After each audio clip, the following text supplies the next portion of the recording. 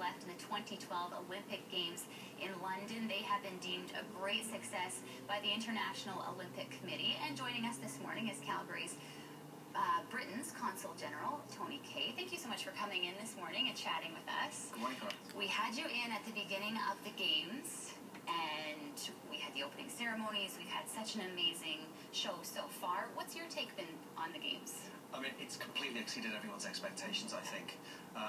We planned for this, we put all the arrangements in place, the venues were ready, but it's really caught the British public's imagination. I think it's caught the global public's imagination, including here in Calgary.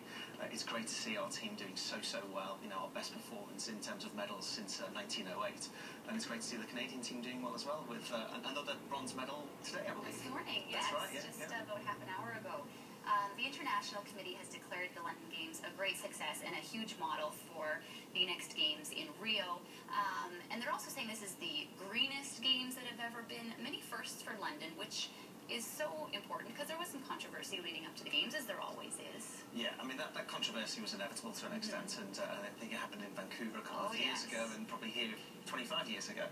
But I mean, if you look at the sort of the medal tally, it's very impressive. But that's just the beginning, really. This is the start of the process for the Olympic legacy, as it were, in London. If you look at the efforts to try and get more and more British children out of their sort of living rooms, away from their Xboxes and into the field, as it were. £1 billion being spent on a youth sport project. 40,000 community leaders identified. 6,000 community sports centres identified.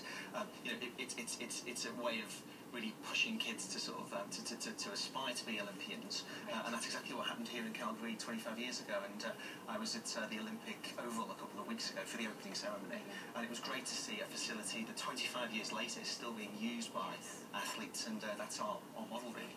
We were talking before the interview just about some of the events we've managed to take in, and you said the Canadian women's soccer game was a huge one for you. Absolutely. It was a crushing disappointment in the semi-final against the United States, and to lose it in the circumstances that they did. But to really bounce back and to show such fortitude and stamina and a will to win to get that bronze medal, I think was fantastic, and it is what the Olympics is all about. Now, going into the closing ceremonies, you said that you are privy to some inside information. What perhaps can we expect? Well, the theme is a symphony of British music, so there'll be, a lot of names from the past and from the present and from the future from the British music industry. The Spice Girls will be there, George Michael will be there, one or two others as well. There are 4,000 volunteers, 80,000 people in the stadium. All 10,500 athletes will be celebrating their success from the Olympics, and of course 1 billion people watching. So I don't think James Bond is going to make another appearance, but we'll see. You never know. Well, thank you so much for coming in this morning and sharing your thoughts on the Games. It's always nice to have some additional insight into it. Thank you for your time. Thank you, Cara.